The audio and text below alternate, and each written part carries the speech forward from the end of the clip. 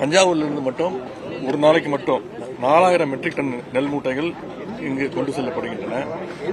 அதேபோல கும்பகோணம் மற்றும் பட்டுக்கோட்டையிலிருந்து ஒரு நாளைக்கு 2000 மெட்ரிக் டன் நெல் கொண்டு செல்லப்படுகின்றது.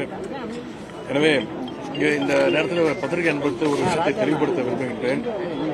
நம்முடைய அரசு விவசாயிகளுக்கும் வேளாண் பெருங்குடி மக்களுக்கும் என்றைக்கும் துணை நிற்கின்ற அரசாக நம்முடைய முதலமைச்சர் அவர்களும் அரசும் தொடர்ந்து செயல்பட்டுக் கொண்டிருக்கிறது.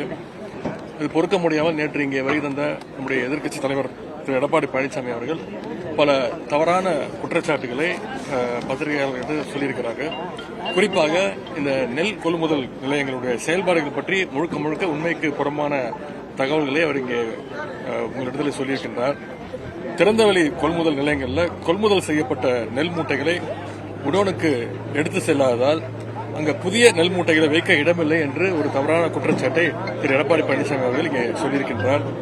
வழக்கமாக குறுவை சாகுபடி காலத்தில் அக்டோபர் 1ஆம் தேதி தான் நெல் கொள்முதல் நிலையங்கள் பொதுவாகவே திறக்கப்படும். ஆனால் நம்முடைய ஆட்சியில் சென்ற வருடத்திலிருந்து டெல்டா விவசாயிகளுடைய அவங்களுடைய கோரிக்கை ஏற்று செப்டம்பர் 1ஆம் தேதி, அதாவது ஒரு மாதத்திற்கு முன்பாகவே இந்த நெல் கொள்முதல் நிலையங்களை நம்முடைய முதலமைச்சர் அவர்கள் திறக்க உத்தரவிட்டிருக்கிறாங்க.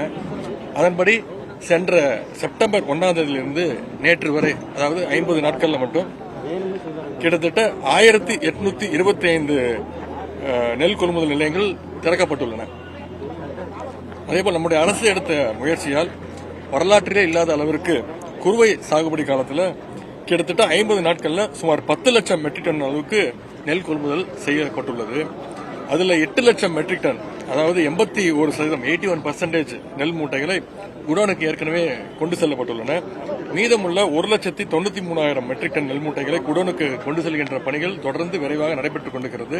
இன்னும் ஒரு வாரத்திலிருந்து 10 நாட்களுக்குள்ள அந்த பணிகளும் நிறைவடையும். குறிப்பாக டெல்டாவில் தஞ்சாவூர், திருவாரூர், நாகை, மயிலாடுதுறை மாவட்டங்களில் இன்னும் சுமார் 2 லட்சம் மெட்ரிக் டன் நெல் மூட்டைகளை வைக்கும் அளவிற்கு இடவசதியும் ஏற்படுத்தப்பட்டுள்ளது. ஆகவே புதிதாக கொள்முதல் செய்யப்படும் நெல் மூட்டைகளை வைப்பதற்கு இடம் இல்லை என்று எதிர்க்கட்சித் தலைவர்கள் சொன்ன குற்றச்சாட்டு தவறான ஒரு குற்றச்சாட்டு.